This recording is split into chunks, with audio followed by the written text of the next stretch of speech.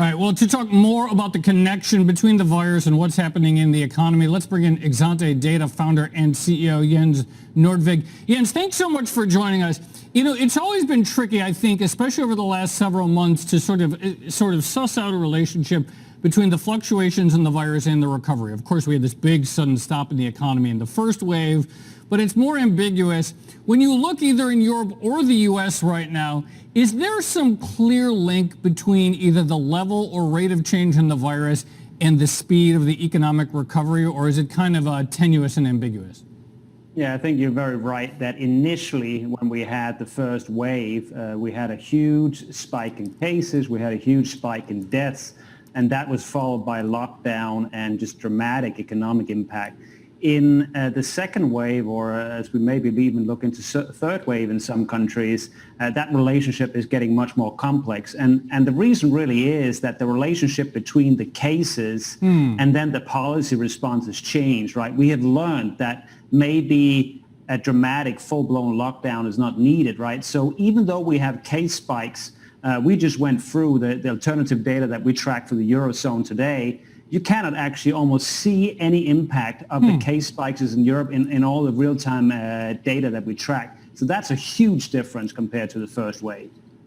And in terms of, therefore, policy in action and the decision, Trump just saying it in his latest press conference that we will not see a US economic shutdown like we did previously, whereas in the UK we're starting to see some increases in social distancing, well, in terms of ensuring we're not seeing such bigger group gatherings. In Paris, there's mandatory face masks, but there's a hodgepodge of decision-making in Europe and indeed in the US. How hard is that, therefore, when you don't have a focused response to ensuring that we get the other side of this virus? Yeah, I think one of the things we have learned is that there's a couple of things you can do that has a huge impact on the transmission of the virus that is not lockdown. So if you avoid super spreading events, that's really important.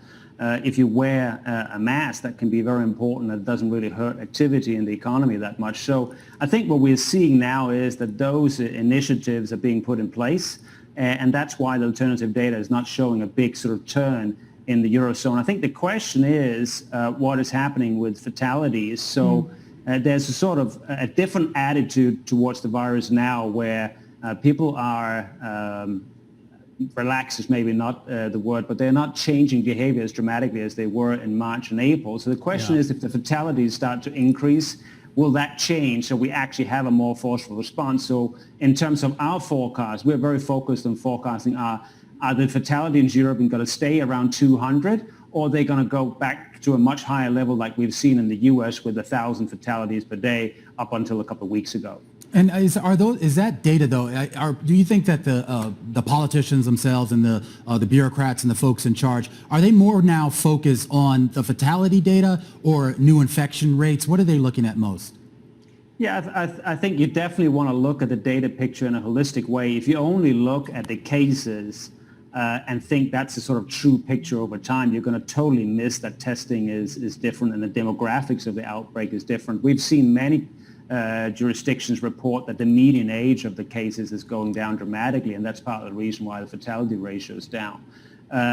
So I think policymakers are going to be looking at a much broader set of indicators, and I think also policymakers know that the lockdowns that are implemented in the first wave, they are simply not sustainable. Like the economic damage from that lockdown was so severe that any second round lockdown, even if we get to that point, will have to be different in nature.